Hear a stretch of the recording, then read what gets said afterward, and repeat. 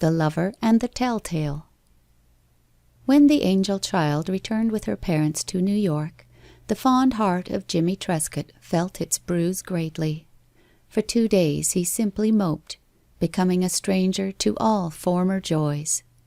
When his old comrades yelled invitation as they swept off on some interesting quest, he replied with mournful gestures of disillusion. He thought often of writing to her, but of course the shame of it made him pause. Write a letter to a girl? The mere enormity of the idea caused him shudders. Persons of his quality never wrote letters to girls.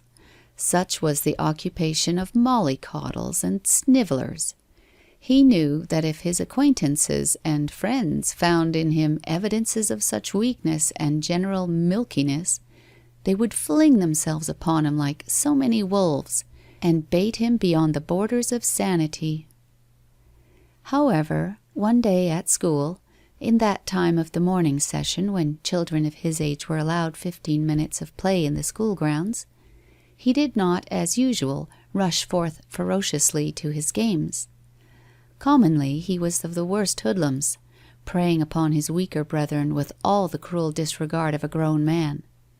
On this particular morning he stayed in the schoolroom, and, with his tongue stuck from the corner of his mouth, and his head twisting in a painful way, he wrote to little Cora, pouring out to her all the poetry of his hungry soul, as follows. My dear Cora, I love thee with all my heart. Oh, come back again, back again, for I love thee best of all. Oh, come back again. When the spring come again, we'll fly, and we'll fly like a bird. As for the last word, he knew under normal circumstances perfectly well how to spell bird, but in this case he had transposed 2 of the letters through excitement, supreme agitation. Nor had this letter been composed without fear and furtive glancing. There was always a number of children who, for the time, cared more for the quiet of the schoolroom than for the tempest of the playground. And there was always that dismal company who were being forcibly deprived of their recess, who were being kept in. More than one curious eye was turned upon the desperate and lawless Jimmy Trescott, suddenly taken to ways of peace, and as he felt these eyes he flushed guiltily, with felonious glances from side to side.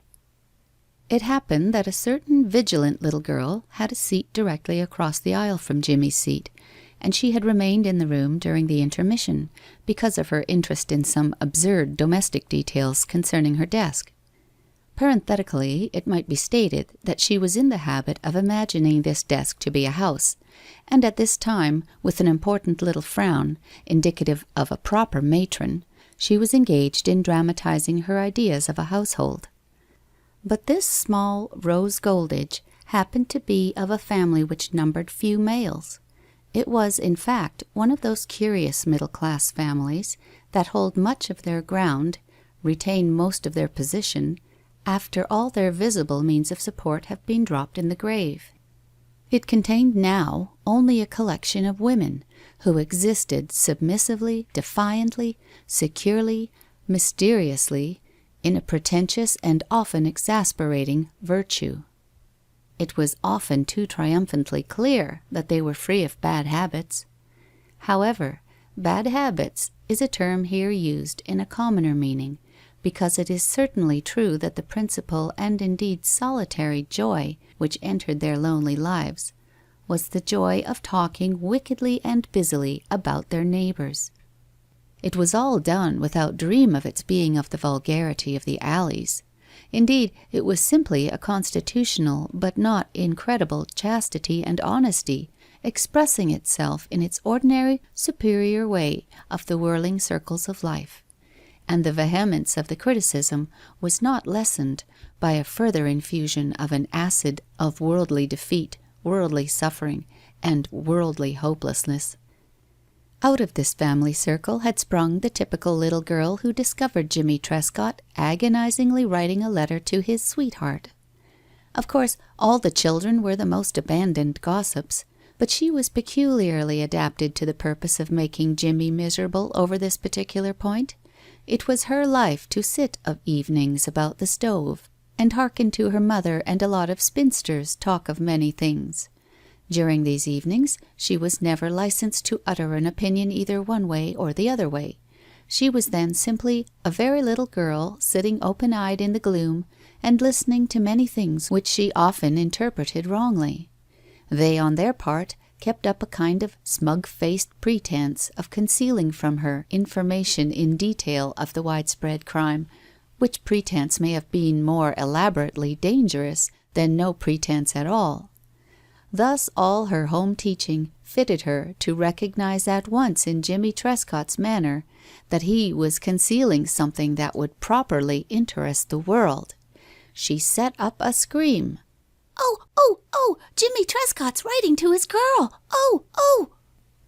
Jimmy cast a miserable glance upon her, a glance in which hatred mingled with despair. Through the open window he could hear the boisterous cries of his friends, his hoodlum friends, who would no more understand the utter poetry of his position than they would understand an ancient tribal sign language. His face was set in a truer expression of horror than any of the romances describe upon the features of a man flung into a moat, a man shot in the breast with an arrow, a man cleft in the neck with a battle-axe.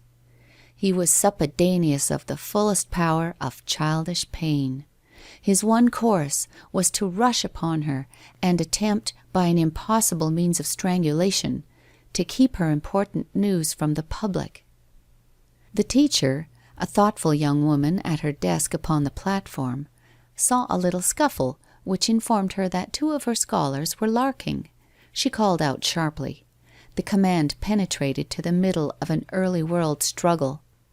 In Jimmy's age there was no particular scruple in the minds of the male sex against laying warrior hands upon their weaker sisters. But of course this voice from the throne hindered Jimmy in what might have been a berserk attack. Even the little girl was retarded by the voice, but without being unlawful, she managed soon to shy through the door and out upon the playground, yelling, "Oh, Jimmy Trescott's been writing to his girl!" The unhappy Jimmy was following as closely as he was allowed by his knowledge of the decencies to be preserved under the eye of the teacher. Jimmy himself was mainly responsible for the scene which ensued on the playground. It is possible that the little girl might have run, shrieking his infamy, without exciting more than a general but unmilitant interest. These barbarians were excited only by the actual appearance of human woe. In that event they cheered and danced. Jimmy made the strategic mistake of pursuing little Rose, and thus exposed his thin skin to the whole school. He had in his cowering mind a vision of 100 children turning from their play under the maple trees and speeding towards him over the gravel with sudden wild taunts. Upon him drove a yelping, demoniac mob in which his words were futile. He saw in this mob boys that he dimly knew, and his deadly enemies, and his retainers, and his most intimate friends. The virulence of his deadly enemy was no greater than the virulence of his intimate friend. From the outskirts the little informer could be heard still screaming the news, like a toy parrot with a clockwork inside of it. It broke up all sorts of games, not so much because of the mere fact of the letter writing, as because the children knew that some sufferer was at the last point, and, like little blood-fanged wolves, they thronged to the scene of his destruction. They galloped about him, shrilly chanting insults. He turned from one to another, only to meet with howls. He was baited. Then, in one instant, he changed all this with a blow. Bang! The most pitiless of the boys near him received a punch, fairly and skillfully, which made him bellow out like a walrus, and then Jimmy laid desperately into the whole world, striking out frenziedly in all directions. Boys who could handily whip him and knew it, backed away from this onslaught. Here was intention, serious intention.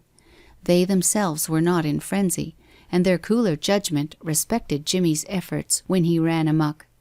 They saw that it really was none of their affair. In the meantime, the wretched little girl who had caused the bloody riot was away by the fence, weeping because boys were fighting. Jimmy several times hit the wrong boy. That is to say, he several times hit a wrong boy hard enough to arouse also in him a spirit of strife. Jimmy wore a little shirtwaist. It was passing now rapidly into oblivion. He was sobbing, and there was one blood-stain upon his cheek. The school ground sounded like a pine tree when 100 crows roost in it at night. Then, upon the situation, there pealed a brazen bell. It was a bell that these children obeyed, even as older nations obey the formal law which is printed in calfskin. It smote them into some sort of inaction. Even Jimmy was influenced by its potency, although, as a finale, he kicked out lustily into the legs of an intimate friend who had been one of the foremost in the torture. When they came to form into line for the march into the schoolroom, it was curious that Jimmy had many admirers. It was not his prowess. It was the soul he had infused into his gymnastics. And he, still panting, looked about him with a stern and challenging glare. And yet, when the long tramping line had entered the schoolroom, his status had again changed. The other children then began to regard him as a boy in disrepair, and boys in disrepair were always accosted ominously from the throne. Jimmy's march towards his seat was a feat. It was composed partly of a most slinking attempt to dodge the perceptions of the teacher, and partly of pure braggadocio erected for the benefit of his observant fellow men. The teacher looked carefully down at him. "Jimmy Trescott," she said. "Yes'm," he answered with business-like briskness, which really spelled out falsity in all its letters. "Come up to the desk." He rose amid the awe of the entire schoolroom. When he arrived, she said, "Jimmy, you've been fighting." "Yes'm," he answered. This was not so much an admission of the fact as it was a concessional answer to anything she might say. "Who have you been fighting?" she asked. "I dunno'm." Whereupon the Empress blazed out in wrath. "You don't know who you've been fighting?" Jimmy looked at her gloomily. "No'm." She seemed about to disintegrate to mere flaming faggots of anger. "You don't know who you've been fighting?" she demanded, blazing. "Well, you stay in after school until you find out." As he returned to his place, all the children knew by his vanquished air that sorrow had fallen upon the house of Trescott. When he took his seat, he saw gloating upon him the satanic black eyes of the little Golditch girl. End of The Lover and the Telltale. Recorded by Lisa Reichert.